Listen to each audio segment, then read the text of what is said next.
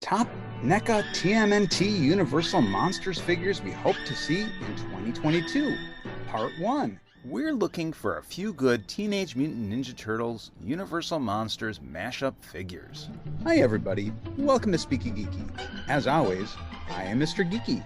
Today, we are going to be imagining and discussing possible NECA Universal Monster figures we hope to see in the Teenage Mutant Ninja Turtles toy line. Okay, let's just dive into this one, shall we? During their 31 Nights of Fright reveals event, NECA did the unthinkable and totally caught us off guard. We had trained our brain to expect new Gargoyles reveals, some new classic horror figures, which they absolutely did, and perhaps even some new Fred Wolf animated TMNT reveals. But what we didn't expect was to be treated to a brand new TMNT line reveal in the form of their wholly original Universal Monsters TMNT toy line. Even more, we had assumed if we ever did get Universal Monsters iterations from NECA, it would simply be updated to the versions we got through the classic Playmates line all those years ago. But nope, in true NECA fashion, they took our expectations and said, we'll do you one better. So instead, we got a brand spanking new iteration of Raph as Frankenstein and Leo as Igor the assistant. So beautiful and so many questions. First off, we need to call out beauty where we see it and give incredible props to the way they revealed Frank and Raph with an absolutely mind-blowing new stop-motion animation by DM Galloway. We thought there was no way to top the stunning Gargoyle stop-motion from earlier this year, but boy howdy were we wrong. Alright, so we have lots of initial questions, which we are sure to get in due time, and a few of them are already coming to light in real time. Like, will this be a straight-up update to the original Playmates Universal Monsters line? Which quickly got a quicker answer than we were expecting with the reveal of Igor Leo in a resounding nope. This is some brand new territory we are entering into, full of characters we have never seen. A recent sit-down between Unparalleled Universe and DM Galloway also hinted to the possibility that not only will we be getting the Turtles proper, but we can also expect to see an entire line that includes new mashups of supporting characters as well. So, as always, this immediately got our brains running overtime with all the possibilities that we now might be able to see. And we figured we'd jump into a handful of options that may now be on the table that we hope to see with the line. So join us now for part 1 of the NECA Universal Monsters TMNT figures we hope to see. Number 1. A mashup of Wingnut, Screwloose, and Dracula, which we like to call Bloodsuckers from Huanu. What could be better than a masterfully sculpted rendition of our favorite alien bat and mosquito anthropomorphic dynamic duo from NECA? Fangs.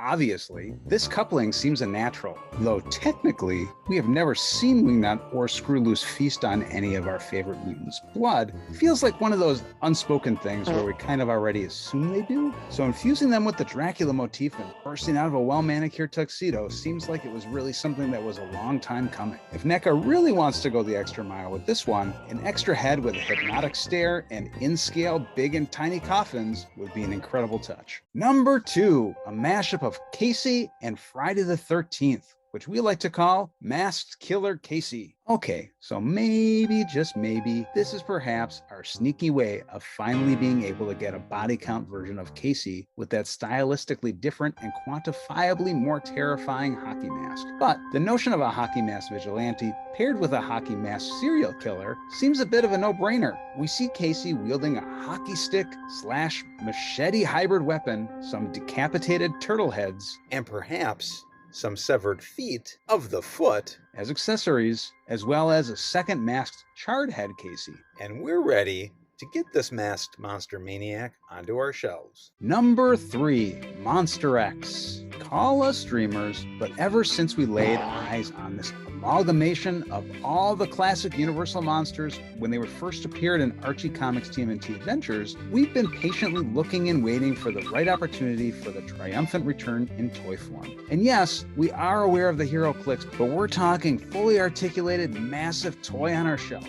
Maybe it's because we're such huge fans of Sesame Street's two-headed monster and Masters of the Universe's Too Bad that the idea of another two-headed mutant is just the natural next thing to check off on our double-headed scavenger hunt. But we also just love the idea of all the villainy and terror of the classics wrapped into one incredible character. We realize that this new NECA line will largely be wholly original mashups, but we can say confidently that even though we have seen this awesome character in comic form, we most certainly have never seen the mad geniuses at work with NECA take a shot at reinventing a character so outrageously fun, and also seemingly like he would check many of their creative boxes as well, where they might more realistically be up for the creative challenge. Number 4. A mashup of April and the creature from the Black Lagoon, who we like to call Fish Mutant April of the Black Lagoon, aka Fish Mutant April from the Fred Wolf animated cartoon. Call us SpeekyGeeky, because we are just doing our darndest with this line to find logical places to bring in characters from the TMNT world we might just not have seen otherwise. This version of April, to us, makes a whole lot of sense in that it is already Fred Wolf animation canon, and is a version of April that a whole bunch of folks might already wish existed. This more stylized version may end up being a bit more lagoon monstery than Fred Wolf cartoony than we might prefer, but let's cross that lagoon once we get there. In the meantime, we'll just be excited to potentially get a version of a character we thought was lost to the depths up until now, and we are thrilled by the possibility of the character being toweled off and peeking its scaly head back above water. Number 5, a mashup of Leatherhead, Krang, and Leatherface from Texas Chainsaw Massacre, who we like to call Leatherside. Putting the hilarity of combining these characters and the absurdity of Leatherhead wearing another stretched face over his own, when we take a beat to think this through for just a moment, we realize that there is an actual bona fide horror origin story here. Let's walk this super schlocky elevator pitch through for a moment. A mutant gator is taken from his family and home by alien Ultrons, who experiment on him to the point of madness and wipe out his family in the process. He escapes and forges a plot of revenge upon the aliens who wronged him. Last house on the left, The Crow, or Deliverance style. And wears the skin of the first Ultron he kills as a giant neon sign of why he's doing it, and to let the rest know that he's coming for them too. And now, instead of just getting this fun figure, we really want to see this film as well. So yeah,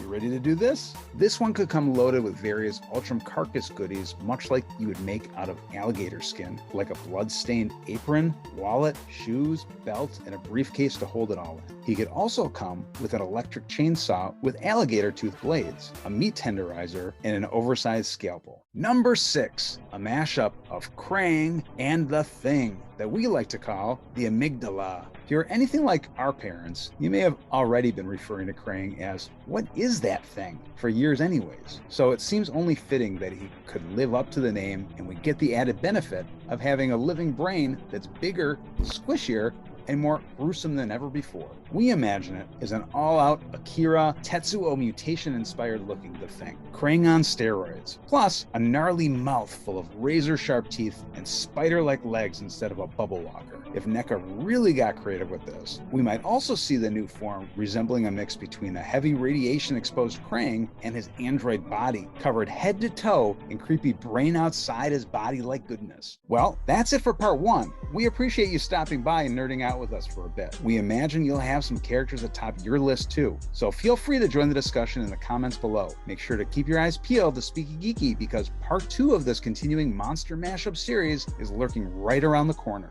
And if you haven't already, make sure to sub up, give the video a like, and share with anyone you know who appreciates these types of videos. Also, make sure to check out the description for additional links that lead to some similar expanded content we think you'll also probably enjoy quite a bit. Also, great news, SpeekyGeeky fans, because SpeekyGeeky is now on Patreon. So, if you haven't already checked out all the additional goodies we are offering for our backers, now is the time to discover how you can further play a central role in helping to expand the content that we all love, and allow SpeekyGeeky to stay as geeky as we want to be. We realize you could have gone anywhere, and you chose to nerd out with us, and we appreciate that. So, as always, I am Mr. Geeky, and until we next mutant Monster Mash Speeky, keep it geeky. Run.